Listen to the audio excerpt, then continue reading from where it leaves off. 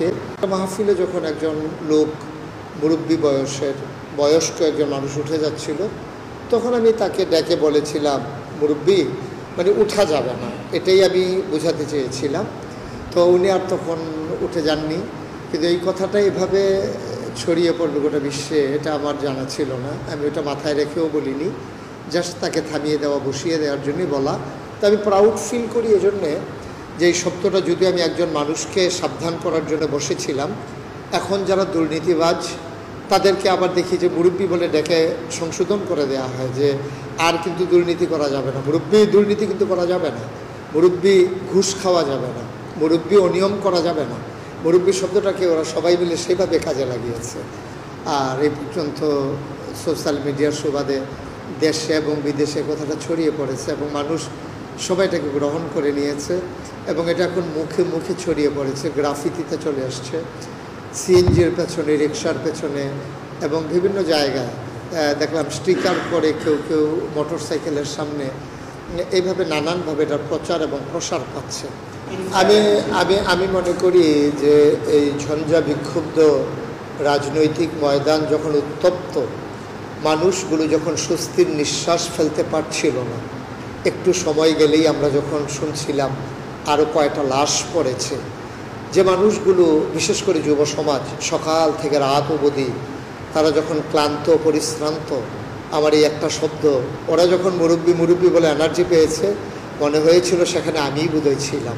2024-এ নতুন করে আবার 5ই আগস্ট স্বাধীনতার যে নতুন সূর্যটিকে উঠিয়ে আনলো যারা, সে সমস্ত আমাদের চাইতে যারা অনুজ, আমাদের চাইতে যাদের বয়স কম, ওরা সেই ডাকের আওতায় মনে হয় পড়ে গেছে, সোনামণির আওতায় পড়ে গেছে। তো ওরা ওটাকে ভালোভাবে নিয়েছে এবং সুন্দরভাবে তারা গ্রহণ করছে। খ্যাতির যেমন একটা আনন্দ আছে, এটার একটা বিড়ম্বনাও আছে। অনেক সময় আমি বিব্রত বোধ করি, দেখা গেছে বারবার চতুর্দিক দিয়ে ডাকার কারণে আমি অনেক সময় যেমন প্রাউড ফিল করি, আবার অনেক সময় বিব্রত বোধ করি। অনেক সময় ব্যস্ততার মাঝে আমার খুব তাড়াহুড়ো যখন থাকে, তখনও যখন কেউ সামনে দিয়ে দাঁড়িয়ে যায় একটু কথা বলার জন্যে, তখন আমার সেই ব্যস্ততার মাঝে এটা আমার জন্য একটু বিড়ম্বনার শিকার হয়ে। আমি একটা ওয়াজের ময়দানে যখন কথা বলছিলাম, তো আমি যখন মঞ্চে কথা বলি, আমার সামনে যারা থাকেন, আমি চাই আমার কথাগুলো শেষ করে সবাই উঠুক, তাহলে আমার কথাগুলো সবাই শুনতে পারবে, বুঝতে পারবে, যেহেতু আমার কথার একটা ধারাবাহিকতা থাকে। কিন্তু ওখান থেকে যখন কেউ উঠে যায় তখন আমি খুব বিব্রত বোধ করি এবং এটা আমার পছন্দের বাইরের একটা কাজ। কোনো মানুষকে ধমক দিয়ে শাসনের সুরে যেটা বোঝানো যায়, তার চাইতে অনেক বেশি বোঝানো যায় আদর করে।